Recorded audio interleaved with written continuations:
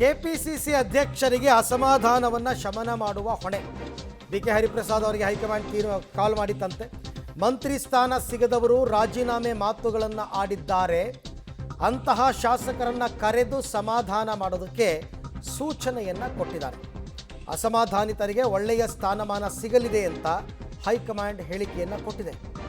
ಹಾಗಾಗಿ ಕೆಪಿಸಿಸಿ ಅಧ್ಯಕ್ಷರ ಕೆಲಸನೇ ಇದು. ಆ್ಯಕ್ಚುಲಿ ಮುಖ್ಯಮಂತ್ರಿಗಳು ಕೂಡ ಮಾತಾಡ್ತಾರೆ, ಇಲ್ಲ ಅಂತಲ್ಲ. ಬಟ್ ಹರಿಪ್ರಸಾದ್ ಅವರು ಎಲ್ಲರನ್ನೂ ಕರೆಸಿ ಮಾತಾಡಿ ಅವ್ರನ್ನ ಸಮಾಧಾನ ಪಡಿಸ್ತಕ್ಕಂಥ ಕೆಲಸವನ್ನು ಕೊಡಬೇಕು.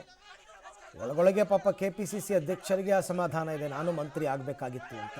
ಇರಲಿ, ಬಟ್ ಅವ್ರಿಗೆ ಪಕ್ಷ ಒಂದು ಜವಾಬ್ದಾರಿ ಕೊಟ್ಟಿದೆ, ಅಧ್ಯಕ್ಷರನ್ನಾಗಿ ಮಾಡಿದೆ. ಅವರು ಆ ಜವಾಬ್ದಾರಿಯನ್ನು ನಿಭಾಯಿಸಬೇಕು, ಮಾಡ್ತಾರೆ.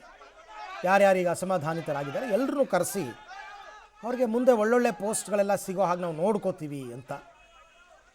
ಹಾಗಾಗಿ ಯಾರ್ಯಾರು ಸಮಾಧಾನಿತರಾಗ್ತಾರೆ ನೋಡೋಣ.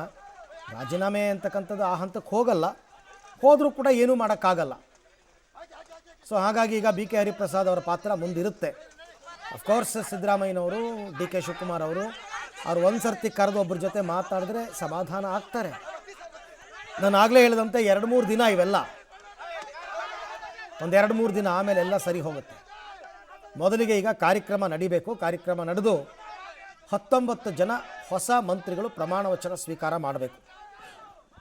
ಸ್ವೀಕಾರ ಎಲ್ಲ ಮಾಡಿದ ನಂತರ ಆಮೇಲೆ ಅಸಮಾಧಾನದ ಬಗ್ಗೆ ಗಮನ ಕೊಡ್ತಾರೆ.